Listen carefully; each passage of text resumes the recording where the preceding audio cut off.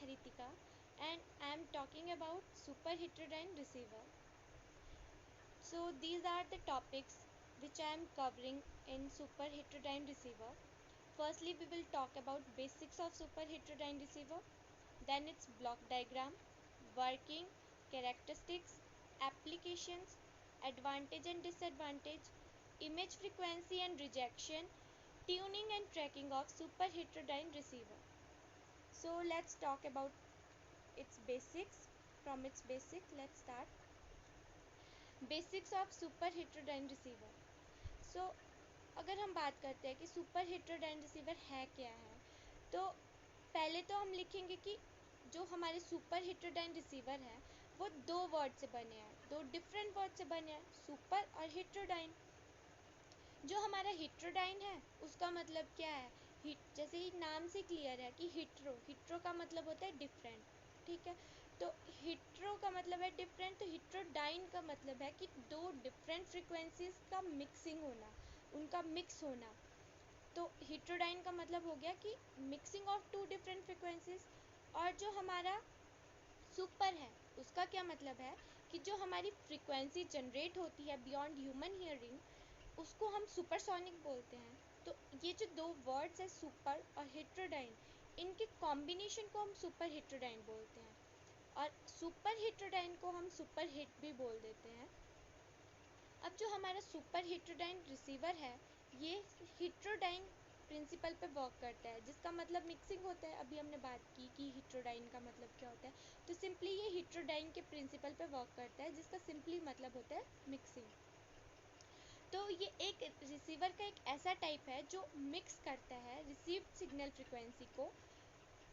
जो frequency generate local oscillator करता है उसके साथ ये क्या करता है, उसको मिक्स कर देता है. ये जो रिसीवर्स होते हैं इनको सुपर हेटेरोडाइन रिसीवर्स बोलते हैं, क्योंकि फ्रीक्वेंसी जो हमारे सिग्नल की जनरेट होती है, जो लोकल ऑसिलेटर फ्रीक्वेंसी जनरेट करता है हमारी, वो ज़्यादा होती है frequency of received signal. Okay, और जो हमारा सुपर हेटेरोडाइन रिसीवर है वो टीआरएफ रिसीवर के ड्रॉबैक्स को भी रिमूव करता है. जो हमारे टीआरएफ रिसीवर्स थे उनके ड्रॉबैक्स को रिमूव करने के लिए हमने सुपर हेटेरोडाइन रिसीवर का यूज़ किया था. तो अब बात कर रहे हैं कि why super heterodyne receiver used over TRF receiver, कि हमने क्यों सुपर हेटेरोडाइन रिसीवर का यूज़ किया ओवर टीआरएफ रिसीवर. तो टीआरएफ रिसीवर जो थे उसके कुछ ड्रॉबैक्स थे, जिसको ध्यान में रखते हुए हमने सुपर हेटेरोडाइन रिसीवर का डिज़ाइन किया था, ताकि वो सारी ड्रॉबैक्स ओवरकम हो जाए. तो कुछ प्रॉब्लम्स और ड्रॉबैक्स थी जो कि टीआरएफ रिसीवर जो था वो फेस कर रहा था. तो वो ड्रॉबैक्स कुछ मेंशन की गई हैं, जैसे कि poor selectivity, sensitivity. Poor selectivity थी, पुअर सेंसिटिविटी थी टीआरएफ रिसीवर की. बैंडविड्थ कांस्टेंट नहीं रहती थी.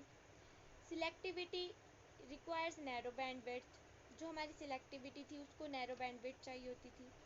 Instability due to large number of RF amplifier.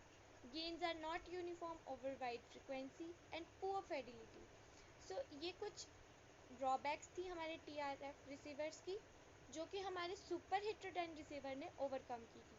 इसीलिए हमने सुपर हेटेरोडाइन रिसीवर को यूज़ में लाए थे, इसीलिए उसको डिज़ाइन किया गया था ताकि वो टीआरएफ रिसीवर की ड्रॉबैक्स को ओवरकम कर सके.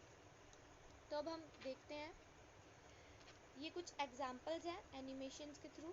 तो अगर रिसीवर की पुअर सेंसिटिविटी है, अगर हम अपना टीआरएफ रिसीवर ले रहे हैं, उससे कम्युनिकेट कर रहे हैं टीआरएफ रिसीवर की हेल्प से, तो अगर रिसीवर उसमें क्या था कि उसमें पुअर सेंसिटिविटी थी.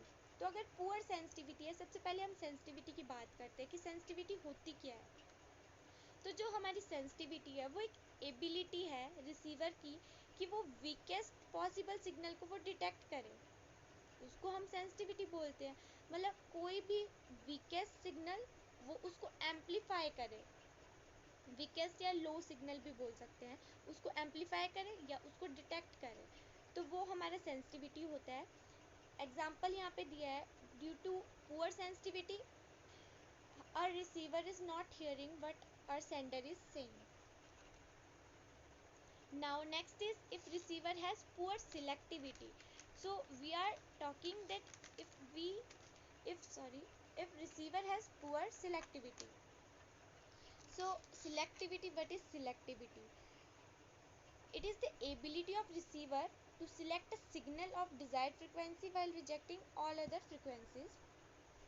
हमारे रिसीवर जो फ्रिक्वेंसी सिलेक्ट करता है और बाकी जो दूसरी फ्रिक्वेंसी है उनको रिजेक्ट करके जो फ्रिक्वेंसी वो सिलेक्ट करेगा वो हमारा सिलेक्टिविटी होगा. मतलब ये किसी सिस्टम की एक टाइप से एबिलिटी है जो कि डिसाइड करेगी कि हमारा सिग्नल जो है वो डिज़ायर्ड है या अनडिज़ायर्ड है. ओके, मतलब ability of any system that decides whether the system is desired और undesired, right. Now next is fidelity. तो फिडिलिटी क्या है? फिडिलिटी के बारे में बात करेंगे. अगर रिसीवर की हमारी पुअर फिडिलिटी है तो उसमें क्या है, तो हम फिडिलिटी की बात कर रहे हैं. ओके, तो फिडिलिटी क्या है? ये एबिलिटी है रिसीवर की कि वो क्या करे, रिप्रोड्यूस करे all frequency components of message signal. Okay, ability of receiver to reproduce all frequency components of message signal. मतलब एक टाइप से ये सिस्टम की एबिलिटी है कि ओरिजिनल सिग्नल को विदाउट डिस्टॉर्शन क्या करे, ओरिजिनल सिग्नल को प्रोड्यूस करे, उसमें कोई चेंज नहीं आना चाहिए. बट यहाँ पे हम देख रहे हैं कि यहाँ पे हमारे पास पुअर फिडिलिटी है. तो जो हमारा सेंडर बोल रहा है, हमारा रिसीवर वो कुछ और रिप्लाई कर रहा है. तो वो क्या है कि हमारे ओरिजिनल सिग्नल में चेंज आ रहा है, बट अकॉर्डिंग टू फिडिलिटी वो चेंज नहीं आना चाहिए. तो ये ड्रॉबैक था TRF रिसीवर का, जो कि ओवरकम किया था हमारे सुपर हेटेरोडाइन रिसीवर ने. तो ये लिखा है कि good solution to overcome this problem is using super heterodyne receiver. तो हमने सुपर हेटेरोडाइन रिसीवर का यूज़ किया था इन प्रॉब्लम्स को ओवरकम करने के लिए. और ये एक मेजर थ्रो बैक था कम्युनिकेशन फील्ड में हमारी. ओके, और जैसे ही हमारा super heterodyne topology, radio topology थी, जैसे ही वो इंट्रोड्यूस हुई थी, जैसे ही वो अपना रोल प्ले कर रही थी, जैसे ही वो आई थी, वैसे ही वो वाइडली यूज़ की जाने लगी, वाइडली यूज फॉर्म बन गई रेडियो रिसीवर्स की हमारी, क्योंकि उसकी सुपीरियर परफॉर्मेंस थी. उसकी सुपीरियर परफॉर्मेंस की वजह से वो most widely use form of radio receivers बन गई थी. मतलब उसको इतना ज़्यादा यूज़ किया जाने लगा क्योंकि उसकी परफॉर्मेंस अच्छी थी. और अब भी अगर हम कोई रेडियो रिसीवर बनाते हैं तो वो इसके प्रिंसिपल को ध्यान में रखते हुए, जो सुपर हेटेरोडाइन रिसीवर है उसके प्रिंसिपल को ध्यान में रखते हुए हम अपने रेडियो रिसीवर्स जो है उनका डिज़ाइन करते हैं. Next is block diagram of super heterodyne receiver. ये ब्लॉक डायग्राम है सुपर हेटेरोडाइन रिसीवर का. स्टार्टिंग में एंटीना लगा है. जो एंटीना है, हम ब्लॉक डायग्राम की भी बात करते हैं तो साथ साथ में हम इसको डिस्क्राइब भी कर देते हैं, क्योंकि हमें यहाँ पे फिगर दिख रही है तो फिगर में हम इसको डिस्क्राइब भी कर देंगे कि क्या है. तो जो हमारा एंटीना है, एंटीना का क्या काम होता है? जो हमारा एंटीना है वो क्या करेगा, हमारे सिग्नल को कैच करेगा और वो हमारे सिग्नल को ट्रांसफ़र कर देगा RF स्टेज में. फिर हम अगर RF स्टेज में क्या करेंगे, RF स्टेज की बात करेंगे तो हम बोलेंगे कि जो हमारा सिग्नल है वो एंटर कर रहा है RF स्टेज में, और RF स्टेज क्या कर रहा है, उस सिग्नल को एम्पलीफाई करेगा. ठीक है, एम्पलीफाई करेगा और क्या करेगा, RF सिलेक्ट करेगा डिज़ायर्ड फ्रिक्वेंसी का सिग्नल. ओके, और उसको एम्पलीफाई कर देगा. अब जो हमारा सिग्नल है वो लोकल ऑसिलेटर से जाके मिल जाएगा. ओके, और हम ऐसा भी बोल सकते हैं कि वो उधर जाके मल्टीप्लाई हो जाएगा. ओके, तो now it goes to IF amplifier, but before it goes to mixer. पहले ये मिक्सर में जाता है, उसके बाद ये IF एम्पलीफायर में जाता है. मिक्सर नाम से ही पता चल रहा है कि मिक्सर में क्या होता है, वो मिक्स होते हैं. ठीक है, जो हमारे सिग्नल है वो जाके मिक्स होते हैं. देन मिक्सर के बाद वो हमारे IF एम्पलीफायर में जाएगा. IF एम्पलीफायर का मतलब है इंटरमीडिएट फ्रिक्वेंसी एम्पलीफायर. हमने यहाँ पर डिस्क्राइब भी किया है उसका formula, intermediate frequency, that is Fi, is equals to F0 minus Fc. Okay, अब हम बात कर रहे हैं कि ये हमारे IF एम्पलीफायर में जा रहा है, जो कि हमारा IF एम्पलीफायर क्या डिटरमाइन करता है। ये IF एम्पलीफायर हमारा अलग से है, क्योंकि हमने ये पहले नहीं पढ़ा है, तो हम इसकी बात करेंगे कि ये जो हमारा IF एम्पलीफायर है, that is intermediate frequency amplifier, ये क्या करता है, ये सेंसिटिविटी और सिलेक्टिविटी बताता है, डिटरमाइन करता है सिलेक्टिविटी एंड सेंसिटिविटी, और प्रोवाइड करता है signal of narrow bandwidth. Okay, IF का मतलब बता दिया आपको, इंटरमीडिएट फ्रिक्वेंसी होता है, जो कि सिर्फ इंटरमीडिएट फ्रिक्वेंसी को ही सिलेक्ट करता है और उसको एम्पलीफाई भी करता है। अब ये सिग्नल जाएगा हमारे डीमॉड्यूलेटर में, और डीमॉड्यूलेटर तो क्या करता है, मॉड्यूलेटेड सिग्नल को डीमॉड्यूलेट करता है। तो हमारा डीमॉड्यूलेटर क्या करेगा, हमारे मॉड्यूलेटेड सिग्नल को डीमॉड्यूलेट कर देगा, और हम बोल सकते हैं कि हमारा सिग्नल जो है वो बेस बैंड सिग्नल में कन्वर्ट हो जाएगा। ओके, नाउ ये जो बेस बैंड सिग्नल है, ये हमारा ऑडियो एम्पलीफायर में जाएगा।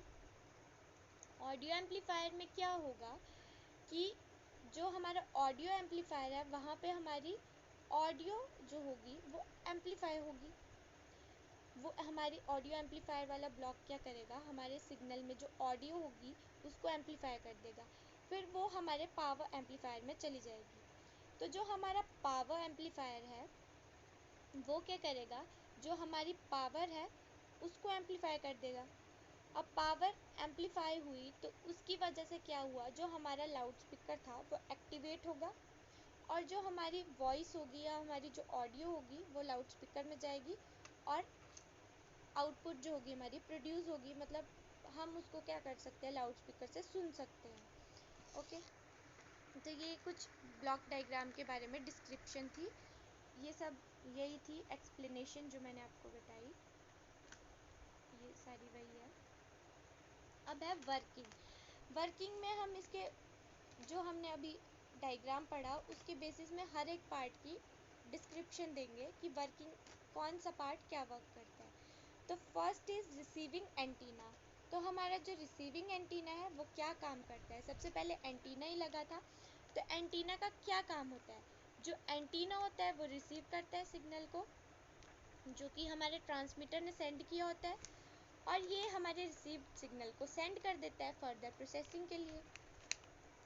फिर अगर हम बात करेंगे RF एम्पलीफायर की, तो RF एम्पलीफायर में क्या होता है कि जो रिसीव्ड सिग्नल है वो हम किसको देते हैं, RF एम्पलीफायर स्टेज, क्योंकि नेक्स्ट स्टेज हमारी RF एम्पलीफायर स्टेज ही होती है, तो हम अपना रिसीव्ड सिग्नल किसको देते हैं, RF एम्पलीफायर स्टेज में देते हैं, और वो क्या करते हैं, RF एम्पलीफायर उसको एम्पलीफाई कर देती है।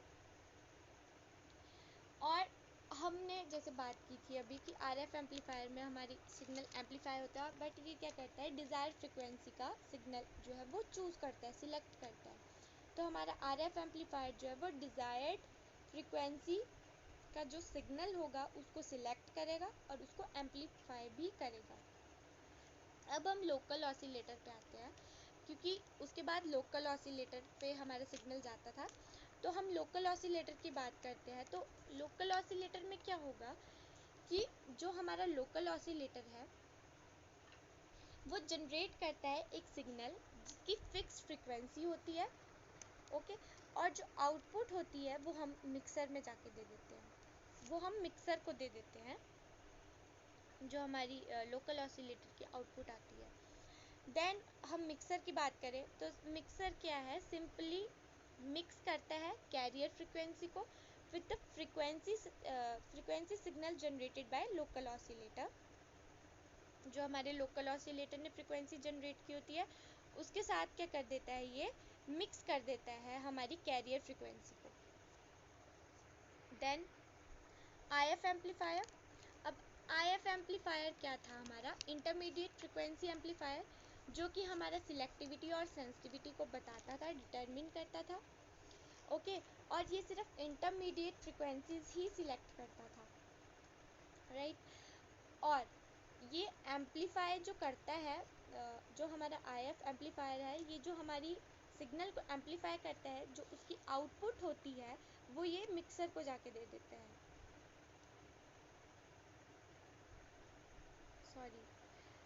ये एम्पलीफाई कर देता है आउटपुट ऑफ मिक्सर की आउटपुट को एम्पलीफाई कर देता है, और आउटपुट ये देता है डीमॉड्यूलेटर को, क्योंकि जो IF एम्पलीफायर के बाद हमारा डीमॉड्यूलेटर था, तो ये डीमॉड्यूलेटर को अपनी आउटपुट देगा, और आउटपुट जो हमारे मिक्सर की थी उसको ये एम्पलीफाई करेगा। तो अब हम डीमॉड्यूलेटर की बात करते हैं, तो डीमॉड्यूलेटर का तो जनरल जो काम होता है वही करेगा कि डीमॉड्यूलेटर जो है वो डीमॉड्यूलेट कर देगा हमारे मॉड्यूलेटेड सिग्नल को। देन ऑडियो एम्पलीफायर, तो ऑडियो एम्पलीफायर में क्या है कि जो हमारा ओरिजिनल सिग्नल होगा वो हम ऑडियो एम्पलीफायर को देंगे, जो जिसमें ना तो डिस्टॉर्शन होगी और ना ही नॉइस होगी, ताकि ये एम्पलीफाई कर सके हमारे ऑडियो को एक पर्टिकुलर लेवल तक, ये उसको एम्पलीफाई कर सके। देन पावर एम्पलीफायर, तो फिर पावर एम्पलीफायर में हमारा क्या है कि इसमें हमारी जो पावर है वो एम्पलीफाई होती है, जो कि एक्टिवेट करती है लाउड स्पीकर को, और जो हमारा सिग्नल जो है जो कन्वर्ट हो जाता है, जो ये लाउड स्पीकर को एक्टिवेट कर रही है, अब जो सिग्नल होगा ना हमारा वो कन्वर्ट हो जाएगा इलेक्ट्रिकल से साउंड सिग्नल, मतलब ऑडियो सिग्नल में, ठीक है, जो कि लाउड स्पीकर में जाएगा, क्योंकि लाउड स्पीकर से तो हम जो लिसनर्स होंगे वो उस चीज़ को सुनेंगे, तो वो उस चीज़ को कैसे सुनेंगे, वो इलेक्ट्रिकल फॉर्म में नहीं सुन पाएंगे, तो इलेक्ट्रिकल सिग्नल अब किस में कन्वर्ट होगा, ऑडियो सिग्नल में वापस से कन्वर्ट हो जाएगा, तो ये हमारे लाउड स्पीकर में आ जाएगा। Next is characteristics of super heterodyne receiver, तो अब हम कैरेक्टरिस्टिक्स की बात करते हैं सुपर हेटेरोडाइन रिसीवर की। तो पहली सेंसिटिविटी है, सेंसिटिविटी जैसे हमने बात की थी पहले कि सेंसिटिविटी किसी भी सिग्नल की एबिलिटी होती है, किसी भी मतलब ये सिस्टम की एबिलिटी है एम्पलीफाई करने की वीक या लो सिग्नल्स को। ये हमने सेंसिटिविटी वैल्यू लिखी हुई है स्मॉल ब्रॉडकास्ट के लिए और हाई क्वालिटी कम्युनिकेशन के लिए। अब कुछ फैक्टर है जो कि डिटरमाइन करते हैं sensitivity of super heterodyne receiver, वो क्या है, gain of RF amplifier, gain of IF amplifier और नॉइस फैक्टर ऑफ रिसीवर। ये कुछ फैक्टर्स थे जो कि डिटरमाइन करते थे sensitivity of super heterodyne receiver को। तो ये हमारा सेंसिटिविटी कर्व है, मतलब एक अच्छे रिसीवर के लिए हमारा जो सेंसिटिविटी कर्व है वो ऐसा होना चाहिए। अब है सिलेक्टिविटी, तो सिलेक्टिविटी हमने जैसे बोला था कि एबिलिटी होती है किसी भी सिस्टम की कि वो कौन सी सिग्नल को, मतलब कोई भी डिज़ायर्ड या अनडिज़ायर्ड सिग्नल, वो उस पर डिपेंड करता है कि वो क्या डिसाइड करता है कि कौन सा सिग्नल डिज़ायरेबल है, कौन सा अनडिज़ायरेबल, वो कौन सा सिग्नल लेना चाहता है, कौन सा नहीं, मतलब कौन सा एक्सेप्ट करेगा, कौन सा नहीं करेगा। और हम देखेंगे कि हाई फ्रिक्वेंसी सिलेक्टिविटी पे, सॉरी एट हाई फ्रिक्वेंसी पे जो हमारी सिलेक्टिविटी है वो पुअर होगी, और बेटर सिलेक्टिविटी हमें सिर्फ लो फ्रिक्वेंसी पे अचीव होगी। जैसे कि हम ग्राफ में देख सकते हैं, हम यहाँ पे हमारी लो फ्रिक्वेंसी है, तो यहाँ पे लो फ्रिक्वेंसी है तो उतनी ही अच्छी हमें सिलेक्टिविटी मिल रही है। तो ये सिलेक्टिविटी कर्व है फॉर अ गुड रिसीवर। अब है फिडिलिटी, तो हम फिडिलिटी की बात करते हैं। तो जैसे हमने बोला था कि फिडिलिटी क्या होती है, सिस्टम की एबिलिटी होती है कि ओरिजिनल सिग्नल को विदाउट डिस्टॉर्शन वो प्रोड्यूस करे, मतलब ये रिप्रोड्यूस करे, एबिलिटी रिसीवर की कि ये रिप्रोड्यूस करे all frequency components of message signal, और ये असेंशियल होता है गुड क्वालिटी सिग्नल को प्रोड्यूस करने के लिए। तो हमने इसका भी ग्राफ देखा, यहाँ पे फिडिलिटी कर्व यहाँ पे बनाया हुआ है for good receiver. Next is its advantages, disadvantages and applications. तो एडवांटेजेस क्या है, जनरली हमारी एडवांटेजेस जो हैं वो वही रहेगी जो TRF की ड्रॉबैक्स थी। सुपर हेटेरोडाइन की एडवांटेजेस वो ही होंगी जो TRF की डिसएडवांटेजेस थी। तो एडवांटेजेस क्या है कि it operates at low signal level. Second is the mixer provides fixed frequency operation, provides excellent selectivity and sensitivity. जैसे कि हमने देखा कि TRF की पुअर सिलेक्टिविटी एंड सेंसिटिविटी थी, तो ये इसकी एडवांटेजेस है सुपर हेट्रोडाइन की कि इसकी सिलेक्टिविटी और सेंसिटिविटी क्या है, बेटर है। उसकी फिडिलिटी भी पुअर थी, तो ये इसकी एडवांटेज होगी सुपर हेट्रोडाइन की कि इसकी फिडिलिटी जो होगी वो एक्सीलेंट होगी, ओके, अच्छी होगी इसकी फिडिलिटी भी। और it is easy to filter IF signal compare to RF signal. Then अगर हम डिसएडवांटेजेस की बात करते हैं तो जो ओवरऑल सिस्टम कॉस्ट है वो increase as additional circuits are required, वो ज़्यादा है क्योंकि इसमें एडिशनल सर्किट्स का यूज़ हुआ है। एप्लीकेशंस कि ये यूज़ कहाँ कहाँ पे होते हैं जो हमारे सुपर हेट्रोडाइन रिसीवर्स हैं, तो टेलीविजन्स में, रेडियो रिसीवर में या कमर्शियल रेडियोज़ में ये यूज़ किए जाते हैं। अब है image frequency and it's rejection. अब हम इमेज फ्रीक्वेंसी और उसकी रिजेक्शन की बात करेंगे। तो सबसे पहले हम देखेंगे कि इमेज फ्रीक्वेंसी है क्या है, होती क्या है image frequency, what is image frequency. So the image frequency is an undesired input frequency. जो हमारी इमेज फ्रीक्वेंसी है वो एक अनडिजायर्ड इनपुट फ्रीक्वेंसी है जो कि डीमॉड्यूलेट हो जाती है सुपर हेट्रोडाइन रिसीवर से। पर होती किसके साथ है वो, जो हमारा डिजायर्ड, जो हम चाहते थे कि हमारा ये इनकमिंग सिग्नल हो, मतलब डिजायर्ड इनकमिंग सिग्नल, उसके साथ ये क्या हो जाएगी, डीमॉड्यूलेट हो जाएगी। और ये रिजल्ट करेगी in two station being received at the same time, this producing interference, ये इंटरफेरेंस प्रोड्यूस करेगी। अब हम देखेंगे कि जो हमारा जब हमारा रिसीवर जो है वो डीमॉड्यूलेट कर देगा इनकमिंग डिजायर्ड सिग्नल को एट FRF, FRF मतलब दो FRF होंगे, एक राइट हैंड साइड में होगा और एक लेफ्ट हैंड साइड में होगा। तो अनफॉर्चुनेटली ये क्या कर देगा, डीमॉड्यूलेट हो जाएगा किस में, IF में, मतलब इंटरमीडिएट फ्रीक्वेंसी में, जिसको हम क्या बोलते हैं, अनवांटेड सिग्नल भी बोलते हैं। इमेज फ्रीक्वेंसी है क्या, जो हमारा FRF है प्लस 2IF है, 2IF 2 times intermediate frequency plus F मतलब frequency of radio frequency of frequency मतलब FRF, ओके। तो ये हमारी क्या है, इमेज फ्रीक्वेंसी है। तो ये यहाँ पे जैसे ये डायग्राम में बताया है कि बीच में लोकल ऑसिलेटर है, एक साइड में इमेज फ्रीक्वेंसी है, एक साइड में डिजायर्ड स्टेशन है, तो इनके बीच में IF है मतलब इंटरमीडिएट फ्रीक्वेंसी है। तो अगर हम मैथमेटिकली देखें तो जो मल्टीप्लिकेशन होगी दो साइनोसॉइड्स की, वो नई फ्रीक्वेंसीज को क्रिएट करेगी, मतलब कहाँ पे क्रिएट करेगी, सम और डिफरेंस पे, ओके। दो ओरिजिनल फ्रीक्वेंसीज के सम और डिफरेंस में वो क्या करेगी, नई फ्रीक्वेंसीज को क्रिएट करेगी।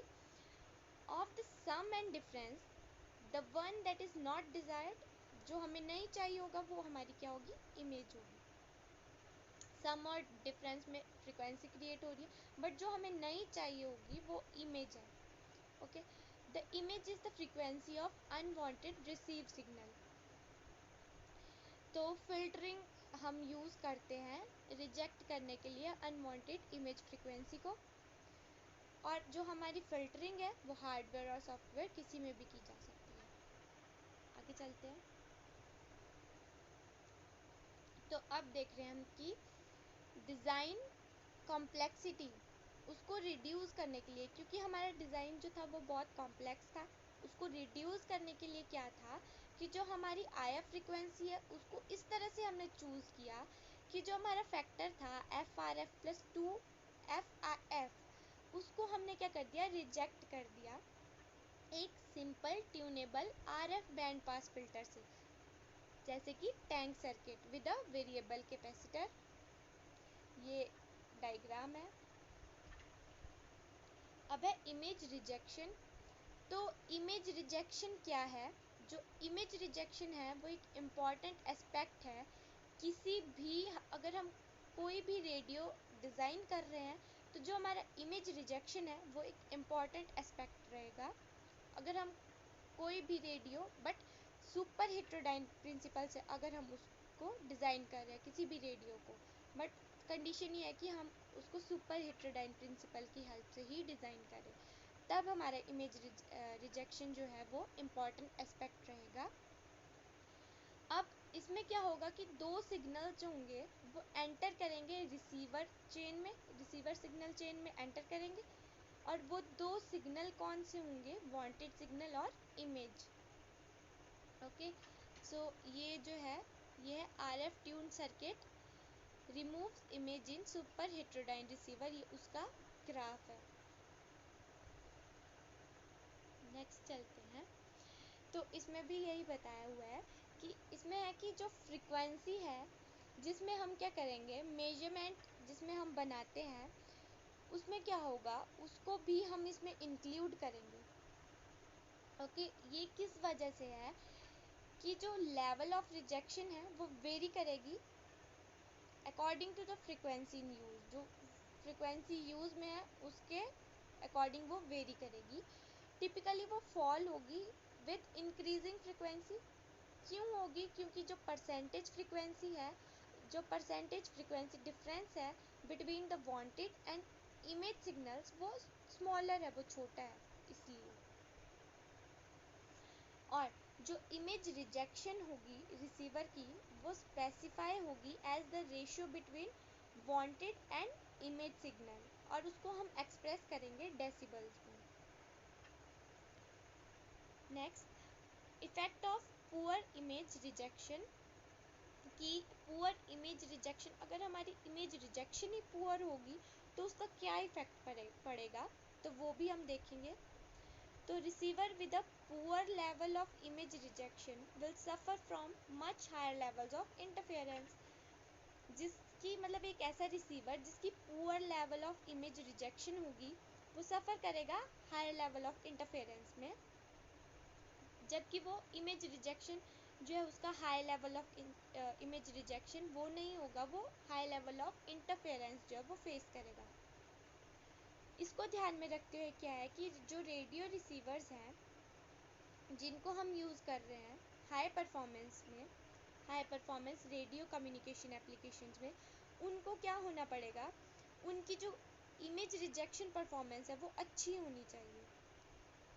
ओके, फिर क्या है कि when a radio receiver has a poor level image rejection, तो क्या होगा कि जो सिग्नल है which should not be received they are on the image will pass through the IF stages along with the required ones। और साथ में हम बात करते हैं कि जो हमारे इमेज सिग्नल्स होंगे वो ट्यून होंगे, किस डायरेक्शन में ट्यून होंगे, जिस साइड को हमारे वांटेड सिग्नल्स होंगे उससे अपोजिट डायरेक्शन को हमारे जो इमेज सिग्नल है वो ट्यून होंगे।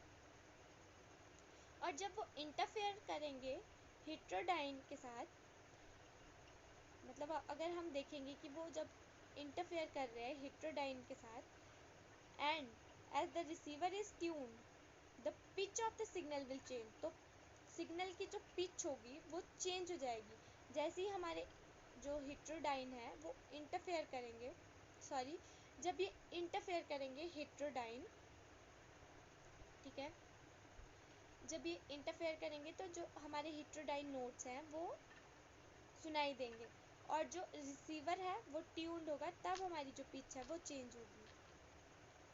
तो इसीलिए इसको ध्यान में रखते हुए हम मतलब ये हमारे लिए बहुत इम्पॉर्टेंट बन जाता है कि हम रिड्यूस करें इमेज रिस्पॉन्स को एक्सेप्टेबल लेवल्स तक, particularly for एग्जैक्टिंग radio communication applications. अब है tuning and tracking of super heterodyne receiver. तो जो रिसीवर है उसके के पास क्या है, नंबर ऑफ ट्यूनेबल सर्किट्स है, नंबर ऑफ ट्यूनेबल सर्किट्स है, बट कौन से ट्यूनेबल सर्किट्स हैं वो हम बताते हैं। एंटीना, मिक्सर, लोकल ऑसिलेटर्स, ये जो है ये ट्यून सर्किट्स हैं, ठीक है। नंबर ऑफ ट्यूनेबल सर्किट्स जो है वो रिसीवर के पास है हमारे, वो बता दिए कि कौन से, एंटीना है, मिक्सर है, लोकल ऑसिलेटर, ट्यून सर्किट्स है। ओके, फिर क्या है कि जो सारे सर्किट्स है वो प्रॉपरली ट्यून्ड होने चाहिए। अगर हमने किसी पर्टिकुलर स्टेशन पे ट्यून्ड करना है तो जो हमारा सर्किट है वो प्रॉपरली ट्यून्ड होना चाहिए। और इस वजह से हम क्या करते हैं, ट्यून सर्किट्स को गैंग्ड भी करते हैं, मतलब उसको मैकेनिकली कपल करते हैं एक दूसरे के साथ।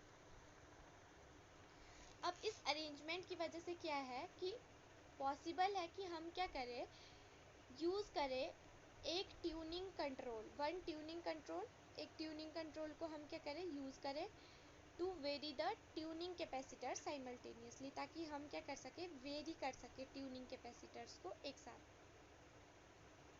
अगला है कि लोकल ऑसिलेटर फ्रीक्वेंसी जो है उसको हम कुछ इस तरह से एडजस्ट करेंगे एक वैल्यू पे कि वो क्या है, जो सिग्नल फ्रीक्वेंसी है उससे हाई होगी, ठीक है, which is above the signal frequency by IF, ठीक है, जो कि क्या होगी, वो हाई होगी उस फ्रीक्वेंसी से, IF से। तो F0 क्या होगा, F1 प्लस IF। और हाँ, अगर ट्यूनिंग जो होगी वो ढंग से नहीं होगी तो जो हमारा फ्रीक्वेंसी डिफरेंस है that is F0 minus F1 वो करेक्ट नहीं होगा।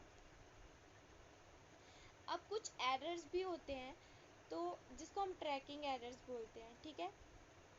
अब कुछ एरर्स होंगे उनको हम ट्रैकिंग एरर्स बोलेंगे। और वो क्यों होंगे, मतलब ट्रैकिंग एक ऐसी प्रोसेस है जिसमें क्या होगा कि जो लोकल ऑसिलेटर फ्रीक्वेंसी है वो फॉलो करेगी या ट्रैक करेगी सिग्नल फ्रीक्वेंसी को to have a correct frequency difference, okay. और ड्यू टू ट्रैकिंग एरर की वजह से क्या होगा, जो हमारे स्टेशंस हैं वो अपीयर होंगे away from the correct position, अपनी पोजीशन जो उनकी करेक्ट पोजीशन है वहाँ से वो अलग जगह पे अपीयर होंगे इन एरर्स की वजह से, क्योंकि एरर रिड्यूस हो रहे हैं तो अपनी ओरिजिनल पोजीशन से वो कहीं और दिखेंगे on the frequency dial of the receiver. अब हम देख रहे हैं कि हमारे पास ट्रैकिंग कितने टाइप की है, 2 टाइप की ट्रैकिंग है, एक है 2 पॉइंट ट्रैकिंग, एक है 3 पॉइंट ट्रैकिंग। बट जो 2 पॉइंट ट्रैकिंग है वो 2 टाइप्स में कंसिस्ट है, मतलब उसको 2 सब पार्ट्स में डिवाइड किया गया है, पैडर ट्रैकिंग, ट्रिमर ट्रैकिंग। तो अब इनको भी डिस्कस करते हैं। पैडर ट्रैकिंग, तो ये सर्किट है पैडर ट्रैकिंग का। अब इसके अकॉर्डिंग क्या है, यहाँ पे हमारा जो कैपेसिटर CP लगा हुआ है ये हमारा पैडर कैपेसिटर है, और इसके साथ सीरीज में जो है वो हमारा COSC दैट इज ये हमारा क्या है, ऑसिलेटर कॉइल है। और ये पैडर कैपेसिटर के साथ क्या है, सीरीज में कनेक्ट है, ये दोनों आपस में सीरीज में कनेक्टेड है। ये हमारा सर्किट है, हम आगे बात करते हैं। और अब हमने देखा कि जो हमारा पैडर कैपेसिटर और जो हमारा ऑसिलेटर कॉइल थी वो सीरीज में कनेक्ट थी, उसकी वजह से क्या हुआ, जो हमारी इफेक्टिव कैपेसिटेंस होगी वो लेस देन ऑसिलेटर कॉइल होगी, ओके। और ये क्या करेगी, इंक्रीज कर देगी ऑसिलेटर फ्रीक्वेंसी को। पर कैसे करेगी, ट्रैकिंग एरर जो है उसको पॉजिटिव बना देगी और जो हमारा ऑसिलेटर फ्रीक्वेंसी है उसको इंक्रीज कर देगी। जो हमारा पैडर कैपेसिटर है उसको हम एडजस्ट करेंगे ताकि हमें क्या मिल जाए, ज़ीरो ट्रैकिंग एरर मिल जाए। 2 एक्सट्रीम पॉइंट्स पे फ्रीक्वेंसी डायल की 2 एक्सट्रीम पॉइंट्स पे हमें क्या मिल जाए, ज़ीरो ट्रैकिंग एरर। उसके लिए हम अपने पैडर कैपेसिटर को एडजस्ट करेंगे। ये हमारा एरर है पैडर ट्रैकिंग पे। तो इसमें हमने बताया कि ट्रैकिंग एरर क्या है, जो हमारा ट्रैकिंग एरर है वो पॉजिटिव आ रहा है, वो हमें पॉजिटिव करना भी था तो हमने यहाँ पे शो किया हुआ है। अब है ट्रिमर ट्रैकिंग, तो ट्रिमर, ये सर्किट है ट्रिमर ट्रैकिंग का। अब इसमें CTR जो है वो है ट्रिमर कैपेसिटेंस, और COSC जो COSC है वो है ऑसिलेटर कॉइल, ठीक है। और ये दोनों जो हैं ये आपस में पैरेलल में कनेक्टेड है, ओके। ये दोनों आपस में पैरेलल में कनेक्टेड होंगे। और ये जो पैरेलल कनेक्शन है CTR और COSC का, जो इफेक्टिव कैपेसिटेंस है वो क्या होगी, greater than CISC alone. Okay, तो ये क्या कर देगी, डिक्रीज कर देगी ऑसिलेटर फ्रिक्वेंसी को, क्योंकि ये दोनों क्या है, पैरेलल में कनेक्टेड है।